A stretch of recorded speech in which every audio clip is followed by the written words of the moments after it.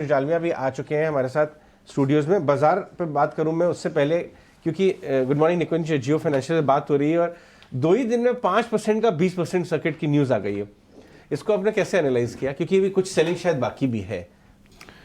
देखिए, सबसे पहले ये बात है कि क्योंकि सर्किट लिमिट ये स्टॉक टच कर रहा था, उसकी वजह से इंडेक्स से नहीं निकल रहा था। अब 20% का इसको सर्किट हिट करना पड़ेगा ऊपर या नीचे, जो इम्पॉसिबल नहीं है मगर डिफ़िकल्ट है। हाँ। तो इसका मतलब ये है कि इस हफ्ते वो इंडेक्स से निकल जाएगा। तो क्योंकि इंडेक्स से निकलेगा तो इंडेक्स के अंदर जो रेसिड्यूअल कंपल्सिव सेलिंग बची है वो इस हफ्ते में आ जाएगी। तो अगला 2 या 3 दिन हो सकता है वॉलेटाइल रहे। इसकी रियल प्राइस डिस्कवरी मेरे हिसाब से हुई नहीं है। इसकी रियल प्राइस डिस्कवरी इसलिए नहीं हुई है क्योंकि इसके अंदर एक इंडेक्स एडजस्टमेंट का फैक्टर इस समय प्ले है। तो रियल डिस्कवरी अब इसकी इस इंडेक्स के एक्सक्लूजन के बाद ही होगी या कंपल्शंस आपके निकल जाएंगे। अब रियल प्राइस डिस्कवरी 180 पे होती है या 200 पे होती है, वो इस हफ्ते में मुझे लगता है कि स्टॉक सेटल हो जाएगा। क्योंकि जो मेथडोलॉजी है इंडेक्स की, उसके हिसाब से इंडेक्स सर्किट में जब स्टॉक लगता है तो 2 दिन उसको और एक्सटेंड करना पड़ता है, जो शायद आप बात कर भी रहे थे। तो उसकी वजह से अब ये सर्किट तो नहीं लगेगा लगता है, और मंडे और ट्यूसडे को सर्किट नहीं लगा तो एज सून एज वेंसडे वो सर्किट से निकल सकता है, मतलब इंडेक्स से निकल सकता है। 1 हफ्ते का इसके अंदर समय लग सकता है प्राइस रिकवरी का। बट रुचि काफ़ी आ रही है, डेटा बता रहा है कि काफ़ी, सिर्फ प्रमोटर खुद ही नहीं बट फंड्स भी काफ़ी इंटरेस्टेड हो गए। 2 तरह के फंड्स हैं। एक फंड है जो कि एक कैटेगरी ऑफ फंड इन्वेस्टर्स हैं जो कि इसको बेच रहे हैं बिकॉज वो इंडेक्स का भागीदार नहीं है। दूसरी कैटेगरी है जो कि इस बिजनेस पर बैट करना चाहते हैं। वो रिलायंस पर बैट नहीं करना चाहते हैं मगर जियो फाइनेंशियल्स पे बैट करना चाहते हैं। तो कई मार्केट में तो क्या होता है, देखिए हर प्रकार के प्लेयर होते हैं, कई डिफरेंट तरह की आउटलुक होती है। तो अब जो रुचि आने वाली है वह मुझे लगता है ऐसे फंड्स में से आएगी जो जियो फाइनेंशियल सर्विसेज पर बैट करना चाहते हैं। बिकॉज ये जो बिजनेस है आने वाले समय में बड़ा होगा, कब बड़ा होगा, कितना बड़ा होगा, किस स्पेस पे बड़ा होगा, वही सब समझने वाली बात है। एक और बड़ी खबर जो इस हफ्ते वीकेंड में आई वो ये थी कि हालांकि ये चर्चित थी बात, leadership change at Kotak bank, लेकिन उन्हें उदय कोटक जी ने अपना इस्तीफा दिया। आपने तो बहुत पुराने समय से, एकदम स्टार्ट ऑफ दिस इंस्टीट्यूशन से इसको ट्रैक किया है।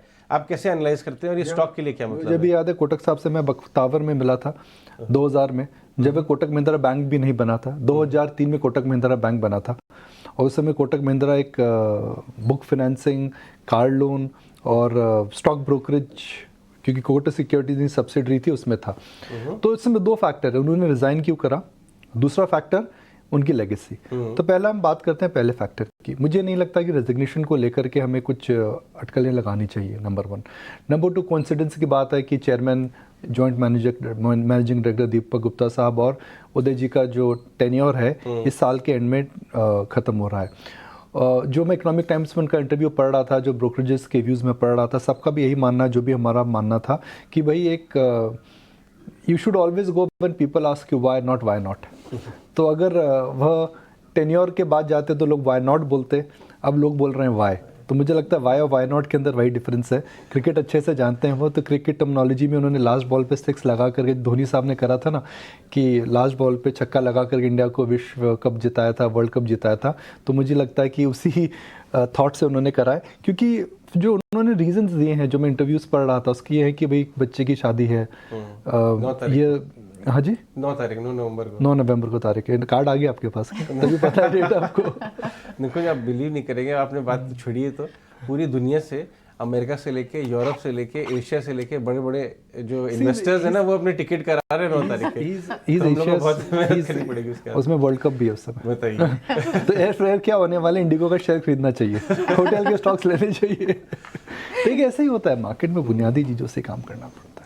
चलिए, तो 2 सेक्टर तो ऐसे ही पता चल गया हमें बाद में, लेकिन निकुंज जो ओवरऑल अभी सिनेरियो दिख रहा है डोमेस्टिक मार्केट में, आप स्टील प्राइसेस के देखें, वो स्टील के प्राइसेस बढ़े हैं, सीमेंट के प्राइसेस ओवरऑल सारे जोन्स में बढ़ रहे हैं, क्रूड फिर से वापस $90 के पास आ रहा है। तो अब क्या है, थोड़ा बहुत इन्फ्लेशन की भी साइंस है? आई थिंक मार्केट्स प्रिपेयर नहीं है प्रियंका इन्फ्लेशन को लेकर के। और जो टेम्पलेट आप काम कर रहे थे, आप टेम्पलेट से काम कर रहे थे कि रेट नीचे आएगी, इन्फ्लेशन नीचे आएगा, वह चैलेंज हो रहा है। और मज़े की बात है कि क्रूड का दाम बढ़ रहा है, जब ऐसा नहीं कि अमेरिकी अर्थव्यवस्था के अंदर कोई बहुत बड़ा परिवर्तन आया, चाइना तो और स्लो डाउन हो रहा है। तो at a time America has done slightly better and China has done really poor, crude and metal prices they should not be going higher.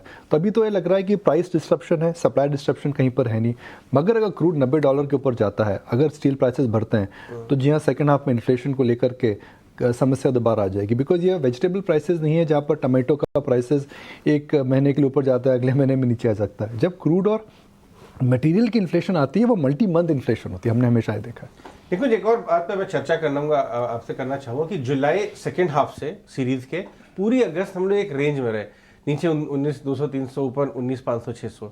आज एक international brokerage Morgan Stanley case बना रही है कि बड़ी रैली की संभावना है। आपने कैसे देखा, तो आपको लगता है एक संभावना? हिस्टोरिकली अगर आप देखें 2004 2009 उसके पहले market in the run up to the election हमेशा ऊपर जाता है। 2004 में भी शायद ऐसा हुआ था, I have to look at the data. तो मॉर्गन स्टैनली यही बोल रहा है कि जो पहले हुआ था दोबारा होने वाला है, which is that markets will see a run up in the run up to the election, because election का टेम्पलेट इस समय एक प्रकार से is something which markets are very clear about. मगर वॉलेटाइल ज़रूर रहेगा। स्टेट इलेक्शंस आने वाले हैं, यूएस इकोनॉमी में हम देख रहे हैं चेंजेस आ रहे हैं, मगर जो डायरेक्शन रहेगा वो इलेक्शन की वजह से, जहां हमें लगता था मार्केट नर्वस रहेगा, मतलब हिस्टोरिकली हमें यह देखने को मिला है कि इलेक्शन के पहले मार्केट हमेशा ऊपर जाता है। तो इस बार भी आपको लग रही है संभावनाएं बन सकती हैं? देखिए ब्रेकआउट हो गया। ब्रेकआउट ऐसा मार्केट में जो रिस्क है वो वैल्यूएशन रिस्क है, it is not an event risk. There is no earnings risk, it is the risk of valuations.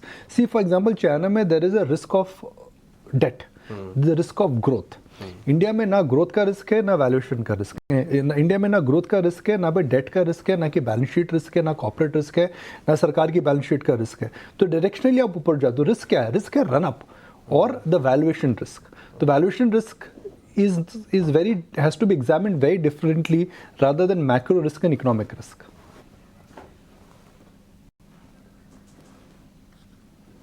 जिस आप तर्क की बात बोल रहे हैं और जिस रनअप की बात आप मार्केट के अंदर बोल रहे हैं, ये हमने रेलवे काउंटर्स पे काफ़ी देखा है। इस पे आपका स्टांस क्या है? ये भी और चलेंगे, दौड़ेंगे, या फिर ये हो गया बस इनका मूव?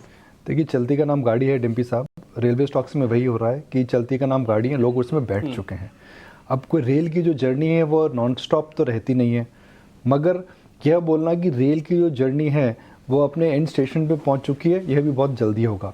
मेरा यह मानना है कि स्टॉक्स के अंदर अगर आप देखिए जो डिलीवरी बेस्ड वॉल्यूम्स है वह कम है, इंस्टीट्यूशनल एक्टिविटी कम है, रिटेल और एच.एन.आई एक्टिविटी काफ़ी ज़्यादा है। तो रनअप जो हुआ है, क्या फंडामेंटली इन कंपनीज़ के अंदर कुछ बदला है? जी नहीं। मगर क्या 3 साल आने वाले जो हैं उनके अंदर रेलवे सेक्टर के अंदर काफ़ी चेंजेस आएंगे? जी हाँ। सरकार का केपेक्स है, रीओरिएंटेशन है, स्ट्रेटेजिक इंपॉर्टेंस है, तो उसको लेकर के रेलवे का जो बिजनेस है आने वाले 3 साल के अंदर काफ़ी ज़्यादा डिफरेंट दिखेगा। तो मेरा यह मानना है कि आने वाले 3 साल 4 साल में जो परिवर्तन होने वाला है, स्टॉक मार्केट उसको 3 साल पहले प्राइस डिस्काउंट कर चुका है। दूसरा, इन स्टॉक्स के अंदर अगर आप हिस्टोरिकल पी मल्टीपल्स देखें, उनको करंट पी मल्टीपल से देखें, तो काफ़ी बड़े चेंजेस आए हैं। तो मेरा यह मानना है कि इन स्टॉक्स में को अगर आप अभी और ख़रीदते हैं तो मोमेंटम खरीद रहे हैं, ना कि आप कोई फंडामेंटल बहुत आश्वासन खरीद रहे हैं। राइट, ऑलराइट, बहुत बहुत शुक्रिया आज हमसे बात करने के लिए, इन सारी चीज़ों के बारे में डिटेल में बताने के लिए। हमारे साथ